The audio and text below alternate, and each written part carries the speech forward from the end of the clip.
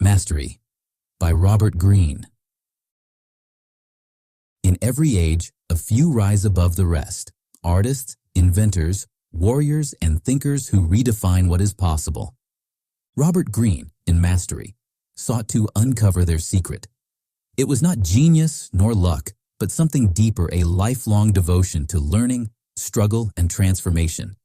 Mastery, he wrote, is not talent. It is the reward for those who endure.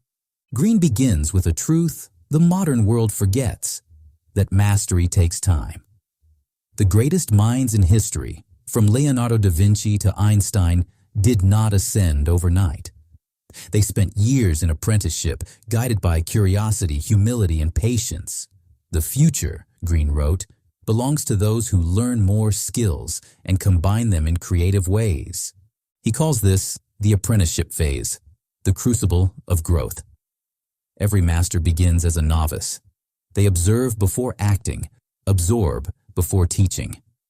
Greene cites Charles Darwin, who spent years studying tiny details of nature before his breakthrough.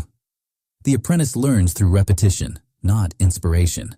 Every mistake, every failure, becomes a step toward power. But Greene warns that the path is lonely. In a world obsessed with shortcuts and recognition, mastery demands the opposite: silence, persistence, and obsession. The apprentice must surrender ego and embrace discipline. The pain of learning, he says, is the price of transformation. Then comes the creative active phase. After years of study, the mind begins to see connections invisible to others. Greene draws from Mozart, who wrote music that seemed effortless, yet was built upon decades of invisible labor. The master sees patterns, relationships between disciplines, ideas, and forms. The brain, Greene explains, is a living network. The more we feed it, the more connections it weaves. He introduces the ideal apprenticeship. Find a mentor, observe them deeply, then surpass them. Every Leonardo had a Verrocchio. Every Einstein had a Planck. Mentors accelerate growth, but the true goal is independence. The moment the student steps beyond imitation and begins creation. Greene shows that mastery is not limited to art or science. It exists in every field, from athletes to entrepreneurs.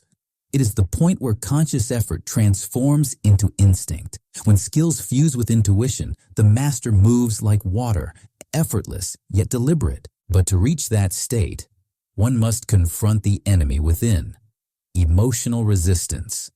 Greene calls this the resistance phase, where frustration tempts one to quit. Most never pass it.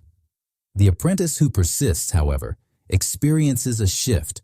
Frustration becomes fascination. Struggle becomes flow. What once seemed impossible becomes natural.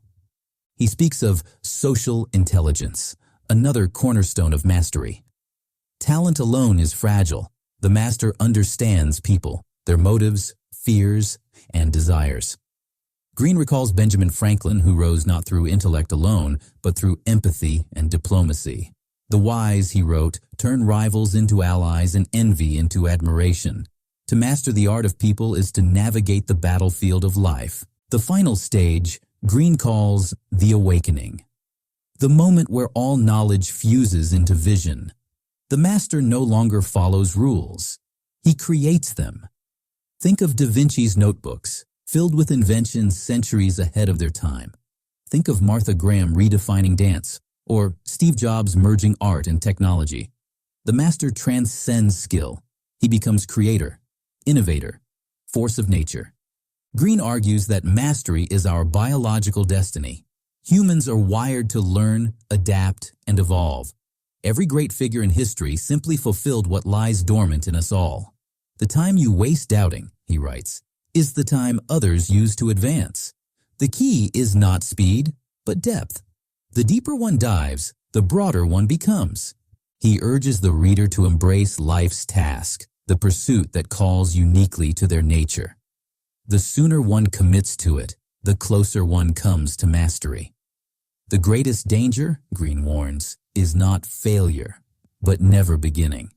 Through stories of Newton, Goethe, and Temple Grandin, Green reveals that mastery is not perfection, but harmony between mind and environment, knowledge and intuition, ambition and patience.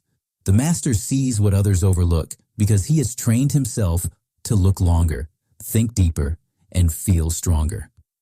Mastery, Green concludes, is not a privilege of the few. It is the birthright of the persistent. You were born with potential, he writes, but potential is wasted unless forged into skill. The master is not chosen, he is made, one deliberate hour at a time. In the end, mastery is not a book about greatness, but about process, the art of transformation. Those who embrace the struggle discover something eternal, that true freedom is found not in avoiding work, but in loving it.